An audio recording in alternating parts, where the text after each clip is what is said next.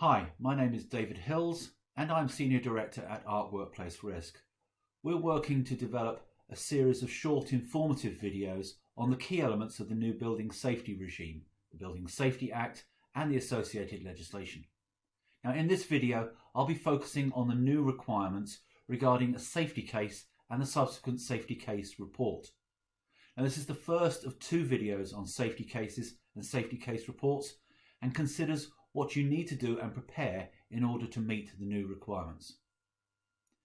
Now the Building Safety Act 2022 introduces new roles along with a new set of responsibilities for people who own occupied high-rise residential buildings. Those buildings, for example, that are over 18 metres in height or 7 stories or more. Now within the Act, those responsible for these types of buildings will be required to hold and manage key information and systems called a safety case, and then prepare a document called a safety case report for their specific building.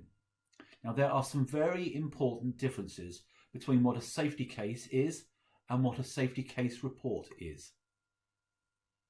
So the safety case is all of the information, the arrangements and the systems that you will use to manage the risk of fire spread within your building and structural safety within your building. For example, what information do you hold regarding fire safety equipment installed in the building, such as automatic smoke ventilation systems, the fire doors, any fire alarm systems, including information such as commissioning certificates, the results of any inspections and checks and maintenance. But also, importantly, in addition to these, you should also include information relating to the structural safety arrangements within your building. For example, have you undertaken any structural condition surveys or assessments? Now, the safety case report, on the other hand, is a narrative document that summarises all of your safety case. It identifies the building's major fire and structural hazards. It shows how you are managing those risks as far as you can so that your residents are safe. Now the report should give the reader confidence that you as the owner have identified all of your building's major fire and structural risks and are subsequently managing and controlling them both now and in the future. So, who is going to read this report? The report is firstly aimed at the owner of the high-risk building themselves. It should be written so as to give that owner a surety that they have taken all of the steps necessary to secure the safety of residents and have everything in place. In addition, though, others will be looking and reading this report, including the new Building Safety Regulator, who will have to be provided a copy of the report when they request this, but also others such as the local fire and rescue service. And finally, in order to give residents a voice, a copy will also have to be made available to the residents when they request it. So, safety case reports must be proportional and applicable to the specific building to which they relate. They must not be a generic or a copy and paste of any other building. Every building is different. The safety case report design, though, should be based upon the complexity of the building and your organisation. For example, the more systems, the more arrangements you have in place within your building, the more information, the more description, and the more justification you will have to provide. Your report should show that you have taken all reasonable steps to prevent any building safety incidents occurring, and if they do occur, reduce the severity of those incidents. Now, Grenfell has taught us that we have to consider buildings as a whole system, a system that contains a series of interconnected and dependent protective layers of measures. So gone are the days that considering individual measures in isolation. In almost every building, these systems and measures interact with each other and are mutually supportive. For example, you cannot just consider fire doors in isolation without considering the requirements for compartmentation across the whole building as well as the evacuation strategy. Indeed, the aim of the safety case report is to pull all of these interconnected parts, all of the information, all of the systems together to show and justify that the building has been designed, constructed and managed to deliver a safe place for residents to live in now and for the future. Okay, so when do you need to have the safety case report ready? Okay, the Act became law in 2022, and the requirement for a safety case report will be phased in after April 2023. Now, from April 2023, owners will be required to register their building with the regulator. And from then on, there is a limited amount of time for owners to develop all of the required documentation, the systems, and all the information they have ready for October 2023. The regulator themselves are suggesting that they will start to want to review these on a proactive basis from 2024. But it is very clear that these will need to be developed well in advance of that, or you may be in breach of the Act. Right, so what information do you need to have in place in order to have your safety case report developed and completed? Firstly, you need to gather, capture and manage all of the available information on the building itself. At least all the information that you have access to. Now, this could include quite a lot. It could include, for example, basic building information such as when was the building designed, when was it constructed, and what type or size is it, how was it designed, and what's its use. Is the building, for example, a mixed use? You need to understand how the building was constructed. What type of frame is the building? What type of structure does the building have? And how does this interact with each other? You need to understand the resident profile. What type of residents occupy the property? And do they require special information or special attention and facilities to ensure their safety? You need to understand the refurbishment history. How has the building been changed or refurbished over the years? And what effect has this had on existing and systems and arrangements? What fire prevention and what protective measures have you in place throughout the building, and how are these interrelated? In addition, you should consider what structural safety measures are included. For example, how was the building designed as a structural entity? Was it designed on a frame basis? What type of foundations do you have? And of course, what type of external wall do you have? What systems and utilities serve the building, and how are these deployed across the building? And what risks do they pose? And importantly, what maintenance and inspection regimes do you have in place? Okay, that's the first element. There's quite a lot of work there that needs to be undertaken. So in addition to the basic building information you have, the next set of important information you need to have in place are full details of the whole building's fire and safety risks. It is vital, therefore, that your fire and general risk assessments consider all of the different areas of your building.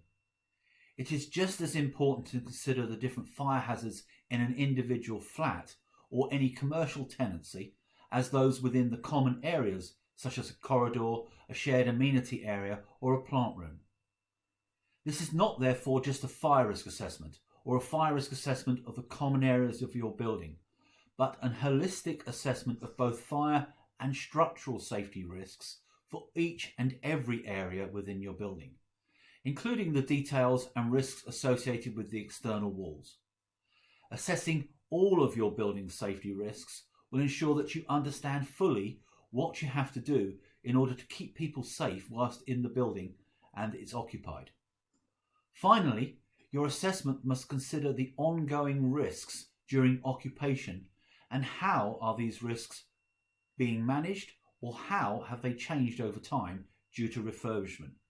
This means, therefore, that you can't just assess the risks, you have to manage those risks now and for the future.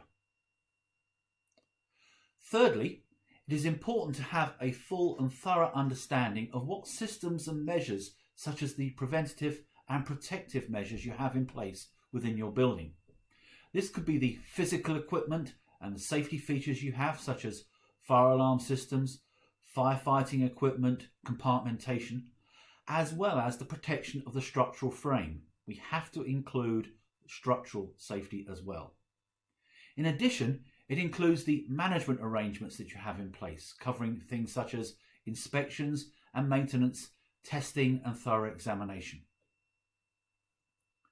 Once you have all the information about the building and the details of the risks, the next vitally important area is having in place and being able to articulate within the safety case report details of your safety management system. Now, a safety management system is a formal system and framework that is required under the Act that aims to help you manage all of your building safety risks and arrangements in your building. Your safety management system should be proportional to the hazards within your building and be based on an in-occupation assessment for the whole building. There are various things that could influence how complex your safety management system is or needs to be. For example, the number of buildings you own or manage, the complexity and size of your organisation, as well as the complexity and size of your building. For example, is the building a mixed-use building? It could include the complexity of the systems and the measures in place to control building safety risks, such as any fire alarm system or smoke control system. You need to consider what type of safety measures you have in place and how they integrate and interact with each other. You need to consider the extent to which contractors and third parties manage or maintain the measures in place. For example, are you using an agent? You need to think about what is the resident profile. Do you have any residents, for example, that need assistance in evacuating from the property? You also may have multiple residency profiles. And finally, it needs to consider what technology platform you are using to support how you are going to meet the requirements of the Building Safety Act. Now, the regulator has suggested and provided guidance on how safety management systems can be developed, based upon its plan, do, check, act approach. For example, plan. You need to determine who is responsible for the various activities needed, determine your policies and procedures, and then plan for how you will implement these within your building. The do element is all about profiling your risks and implementing your maintenance and management policies, the procedures, the systems that you have in place, as well as manage any change within your building or within the system itself. The check element is based around measuring your performance proactively and on a reactive basis. This will require you to decide what is acceptable in terms of specific performance for your building. Any dip in performance, for example, would be a cause for concern, and you should have in place mechanisms to investigate these. And finally, the act element is all about reviewing your performance and your safety management system to ensure that the measures in place remain appropriate, proportional, and effective. Finally then, you need to bring all of this together and all of the information that you've gathered, the details of the risks and the protective and control measures you have in place, and details of your safety management system, and then write a narrative document known as your safety case report. This narrative document is incredibly important and should demonstrate that you have identified and assessed all of the safety risks in your building, that you have taken or are taking all reasonable steps to prevent any safety incidents, and show that the measures taken to reduce the severity of incidents, if they occur, are again proportional and effective. If your building has more than one accountable person, known as an AP, it is responsible of the principal accountable person to produce the report in collaboration with the other APs. Now, the government and regulator have made it clear that the exact contents and level of detail included in your safety case is a matter for the principal accountable person. They need to determine, taking into account the hazards, the risk assessments, the safety arrangements, and other elements such as how complex the building is to determine what they include. But as the regulator has stated, it is important to ensure that the document is full. It is based upon evidence and it is well structured. And they have stated that they do not think it is appropriate to produce a safety case report template to be filled in. Our tip would be to ensure that the process of capturing and storing your safety case information prior to commencing writing the safety case report is brought together along with details of all your inspections, maintenance and change management reviews into one area within your technology platform supporting your building safety management approach.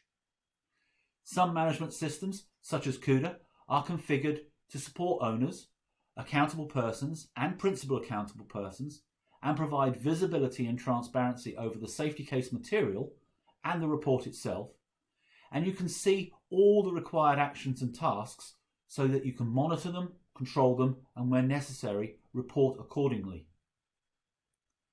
Thank you for listening. If you would like more information or see how ARC's Building Safety Assurance Service makes it easier to manage risk compliance and safety at your building, then you can contact us using the details provided.